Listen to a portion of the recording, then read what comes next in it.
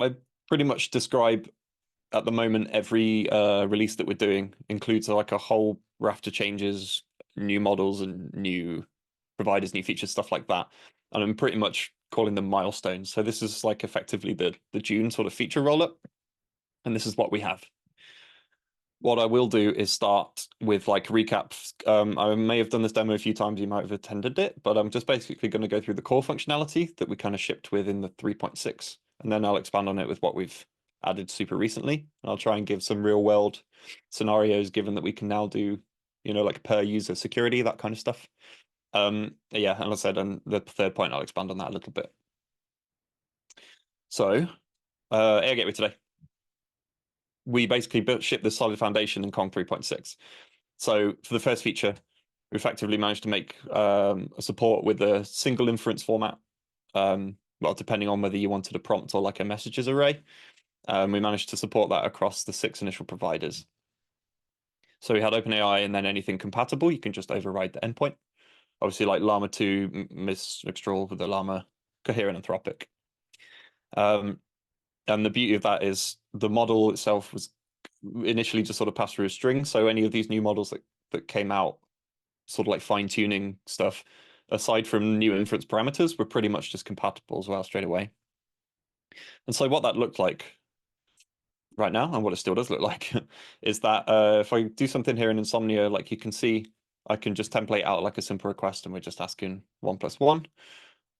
This may not be super new to a lot of you, but what we essentially can do here is using Kong's built-in routing, I can then target like a specific LLM or model based on some kind of header matching that will then hit one of these routes, which is attached to one instance of the AI gateway, the AI proxy.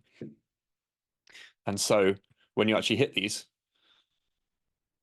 this is going to be a bit of spaghetti, but bear with me. What I'm essentially doing is matching like a normal Kong route on this path, and I can just switch the LLM based on a header. And then this plugin acts as the inference block, like the entire configuration for the language model.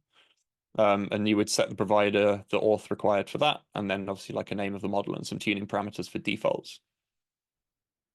And when you execute that, my laptop fans have just gone really loud, so this might slow down a little bit, and I apologize. So obviously I can then stop that like Mistral. Let me try it again, because type too fast. Yeah. So you see the model is changing each time, but the format's staying the same, which means that I have predictable input and output formats across all these different models, and my developer's life is much, much easier in this case. But being in charge or being in control of the input and output formats means that we can obviously then enhance functionality based on those static formats, because again, it's predictable and we're in control of it, or you are in control of it. So what we're able to do here is we also have templating, guarding, and decorating. So these are 3 plugins that have 2 purposes, all of them. You can either sort of like aid in the usage or restrict the usage of specific LLMs depending on what the user wants to do. So this could be depending on corporate requirements, or maybe you have like, I was going to say like rookie developers, and you want to start off with simple templates. So Kong provides the ability to produce like what feel like APIs that are obviously inferencing some kind of chat or some kind of prompt in the background. So for the first example, we have this decorator. And the decorator one takes like so. So you can apply it like across all models or just one. And what you can essentially do is like append or prepend existing context to a chat that has already happened.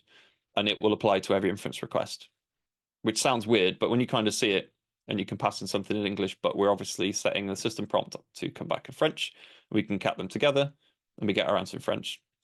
It's a super simple example, but you can see from here, you can set a pretext of a chat that has already happened where certain things are not to be discussed, or things are banned, or there are stop words, stuff like that.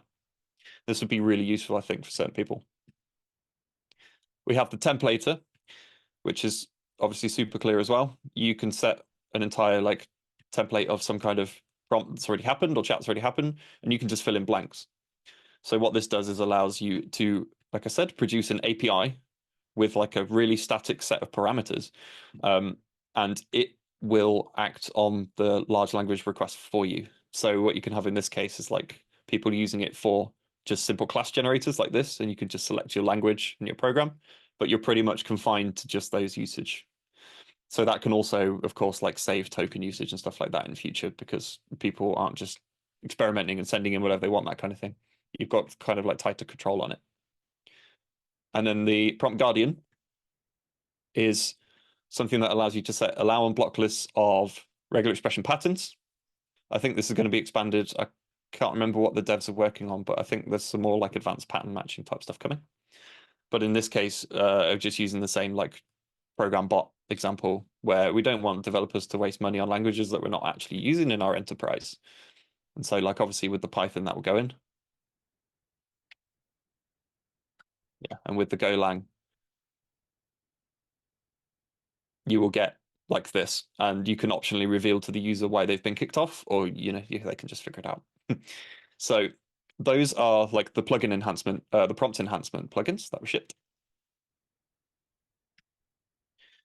Next thing was really in-depth contextual usage statistics, including token counts. We can also log input and output chats entirely, and like detailed latency information that you would normally get when you're using Kong as an API gateway, which is the bonus of having this because we already have this framework in place.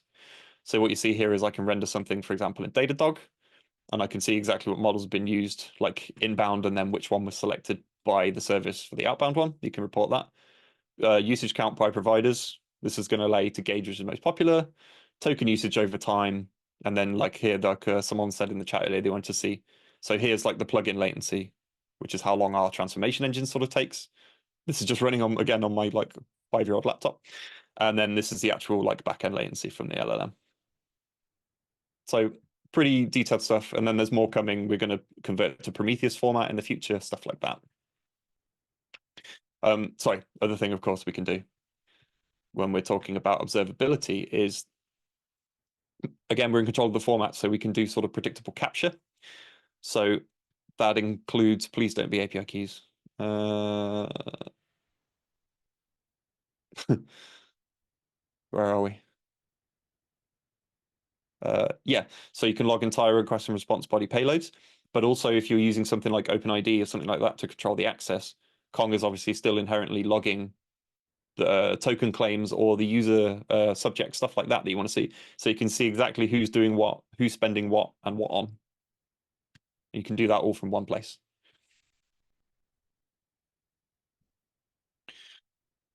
And the final thing we shipped in 3.6 was the ability to augment normal APIs with LLM or AI features. To me, this is the most exciting thing ever, and I was really into this. So what this allows you to do, someone else as well in chat was asking about this, is I'll run you 2 examples. The first one, yeah, so intercept API calls mid-request or mid-response and do something with them. So the first one, we can basically like call an LLM on the way out and tell it to do something to the request or block it. And then conversely, we can also do the same with the response transformer on the way back. Or you can use both together. So in my request transformer example, I have something that will just like enhance an existing API. So what I'm talking to here is just some echo backend that I run, like just so that we can see what's going out. So if it's some API that describes people or post people, what I can actually do here is I'm physically telling the computer what to do to my requests, and it will do it. So this is no more like make an API call to some, like dictionary service, do this and that, change stuff. I just tell it like, please put the country name next to what we've got, and it will augment and enhance my existing API and do so. Again, this latency is not the service. This is just my laptop. So here you see, like, this is what actually came out the other side, the JSON format that I got, but it's adding countries. So we can do really fancy stuff. We can convert to XML. We can change like status codes. We can block certain things. So in the audit example, I'm saying that if there's any unmasked card number, you should block it. Obviously, it's not going to be like smart enough to check it's real, but it will give me an audit failure is true. Whereas if I send with the all asterisks, that will go through. And on the response phase, like I said, because we're in control of the formats, we can do something really fancy. This one always takes a while because I'm running my local llama. You just have to bear with me. Yeah. So in this case, I've told it to convert the body to XML set the 400 status code, and also set the correct content type. So I know it seems like a bit strange that you're handing a large language model your request and you're telling it to do something, but if this is a pre-trained model you're hosting and you have a specific purpose for it, then that trust is kind of inherent. And then what we're adding in 3.7, got response streaming, token streaming finally, and more models. So I just wanted to like subnote this one, that this is an incredibly difficult and technical feat. One of my favorite challenges, because we're having to capture chunked messages as they're coming back, decrypt them or decompress them, alter it so that it fits the standard format, so it works with traditional like OpenAI SDKs, which is our target, and then obviously like re-encode and remeasure those chunks. But in that case, the best example is to use the SDK. So what I have here is Python setup, and I just ask it something simple. Give me some 6502 CPU variants. And what I can do here is execute against that. But the beauty is, regardless of like OpenAI compatible or otherwise, so I can pick like Anthropic, where the Claude format's slightly different. I can just change that, run the same code, and we'll get similar streaming answers. So regardless of the backend, anything that supports like a token streaming we'll be adding as well. So these are all going to ship as they do, and then any new providers will support the same. And then obviously in the future, when we get to load balancing, stuff like that, the user doesn't even need to know. So we would send like this. We will orchestrate all of the authentication for that specific provider, all the transformation for that model, and the user will just run this bot. And our heuristics, maybe like Marco was saying, will pick up the right model to actually send it to.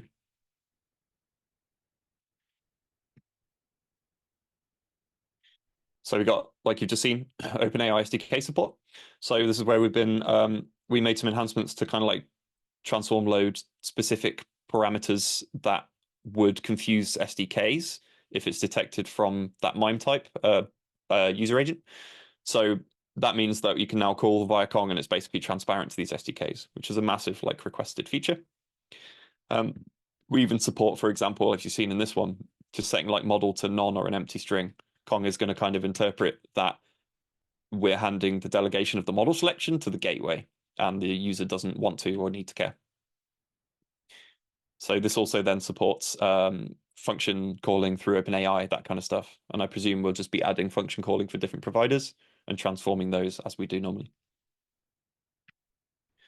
And in enterprise feature, we have token-based rate limiting, which again was like massive feature people wanted. So we can restrict, it's basically Kong consumers, if you're like familiar with the term, which falls back to the IP address if it doesn't find one. But yeah, this is at a higher level, this is like restricting users or teams or customers, specific customers, access to certain models or certain providers based on like a token limit that you can specify. And so when you do that, I don't need you anymore. For token rate limiting, I will be saying you can use Redis. I've just commented that out for the demo. So you list a provider, and this person can use this provider like 10 tokens over 50 window size. And obviously, because the tokens are calculated on the response generally, if I could click the right one, the first call will always be able to go up to the max tokens. Then the second one is blocked. So it's the same familiar framework and config settings as our rate limiting advanced, but obviously this is a different paradigm, because when we're rate limiting LLMs, we're doing it based on sort of like, words and token counts rather than the billable unit, which is traditionally like a request count. And then you get familiar headers as well. So it's telling me like, as the client, how long I need to wait before it's going to retry. So we're also setting standard like HTTP response headers, but for rate limiting, but kind of augmenting those as if they are for token limits. And the client should understand that. What you can also do is provide a function, which we'll be, I think we'll be putting in the docs, like simple ones for each provider, which can calculate the cost by measuring the tokens on the outbound. That comes with a slight performance hit, obviously, because we're iterating long strings to calculate tokens, but that performance will improve massively as we go. I quite like this, the idea. I mean, you can make one larger call, but then you would breach your limit immediately, and then you get throttled like this. Like I said, that also runs per consumer. So you can give one customer higher token limits on your hosted model through here. And then Kong is then in charge of like, provisioning the credentials kind of thing, or matching to that consumer. and then giving those that user the cost that they have paid for, something like that. Another enterprise feature is that we're adding Azure Content Safety introspection. And this is going to be the first of many safety/moderation services that we can use on top of the large language models through here. So the trick here is people saying, obviously, like you can just program Azure OpenAI and you can say if it breaches these limits, you just do a 500 or 400 or something. That works. But the same, we want to provide and partner like as many of these sort of backend services that provide these moderation services as we can. And so what we do in this case is that this will work across any provider because we can use Azure identity to authenticate with the content safety from outside. And then we can use their chat introspection API to basically like parse the response and see if there's anything bad going on. And we can kick a user off. So when this one would pass and it's just like, yeah, you're a chatbot and I like everything. This is running against OpenAI, I think, yeah, with the GPT-4. And then obviously this would fail because the chat continues. And then the user's like, I'm angry at this, I hate you. And we're going to breach the category hate. And again, you optionally reveal to the user what they've done wrong, or you just say like failed safety check.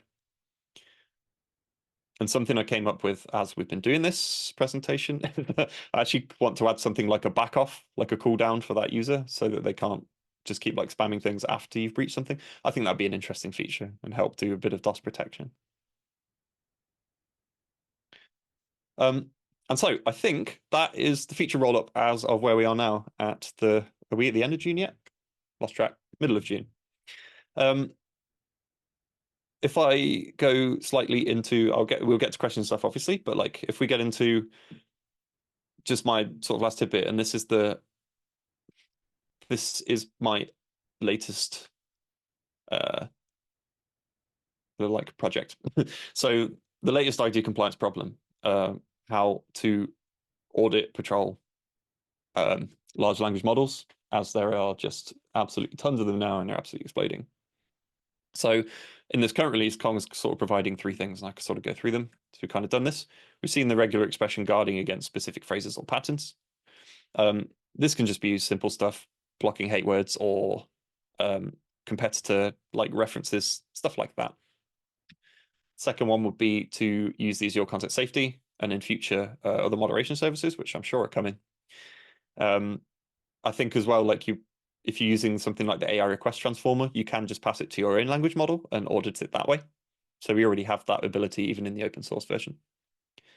Azure Content Safety now also supports like topic block lists, which I think are predefined. So that could be really helpful for financial docs and stuff like that.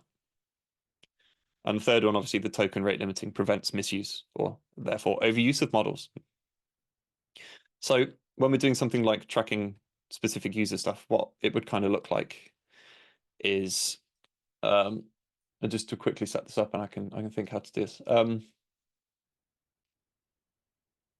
Yeah, so this is something where a slight adjustment to the plugin specifications has allowed this. So let me just pick, if I pick the one/chat, and we'll find the Anthropic one here. So first of all, on this model, I need to protect it because it costs a bunch of money, right? So I would go in here, and on this specific one, let's just add like a simple key auth just for the demo. And you save it. So instantly I now require an API key.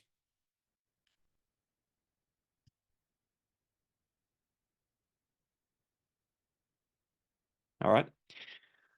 Then I can create a consumer who can access it. So we'll just go Jack. And we push a credential, new credential, and the key just be Jack. So what I can do is I can attach specific roles now to consumer Jack. So I can say like, we can attach roles like can use certain model, can use certain provider. And then we can attach those control lists to each model because the root therefore inherently defines like an existing model. What I'll be doing here is I just add the API key.